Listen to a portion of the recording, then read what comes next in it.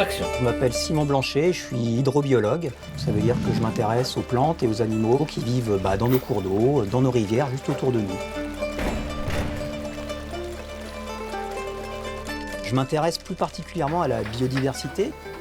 En général, quand on pense biodiversité, on pense au nombre d'espèces qui nous entourent. Moi, je m'intéresse à la diversité qu'il existe au sein des espèces. Chaque abeille est unique, chaque humain même est unique, chaque rose est unique. Alors pourquoi ça m'intéresse? Parce que quand il y a des différences, on peut plus facilement se partager les ressources. Par exemple, si je pose ici une tartelette au chocolat et une tartelette au citron, si moi j'aime les tartelettes au citron et si toi tu aimes les tartes au chocolat, on va pouvoir se partager la ressource très facilement. Par contre, si on aime tous les deux les tartes au citron, là on va avoir plus de difficultés à se la partager et on va manger chacun un petit peu moins.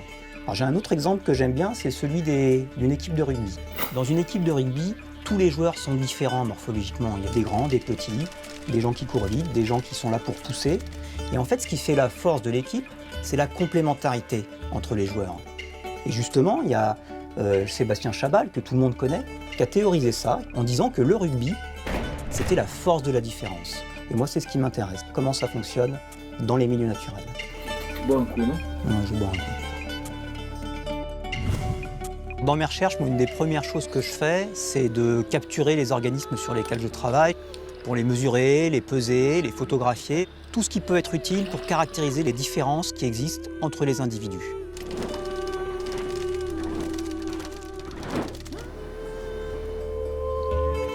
Un de nos résultats principaux a été...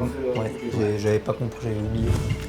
Alors, un de nos résultats principaux a été de montrer qu'en réduisant la diversité génétique ou morphologique d'une seule espèce de poisson dans l'écosystème, on pouvait altérer complètement l'écosystème. C'est-à-dire que la diversité, le nombre d'espèces de proies diminuait, et cela affectait la capacité de ces invertébrés, de ces proies, à dégrader la matière organique, c'est-à-dire par exemple les feuilles qui tombent dans les lacs ou dans les rivières pendant l'automne.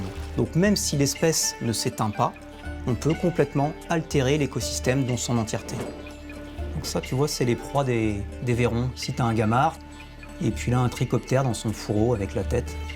L'objectif de ces recherches à plus long terme, c'est de trouver une métrique, une façon de mesurer toute cette biodiversité dans son ensemble, ce qui serait finalement la façon la plus simple de mesurer les plantes et les animaux qui nous entourent.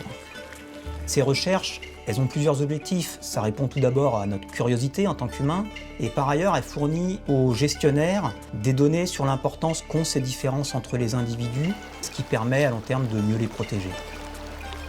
Je fais ce métier par passion pour la pêche à la mouche. Je pêche à la mouche depuis que j'ai l'âge de 6 ans, et dès l'âge de 13 ans, j'ai su que je voulais devenir hydrobiologue. Et en plus, j'ai découvert une autre passion qui est tout simplement la recherche. Bon là, ça s'est accroché, donc tu risques rien.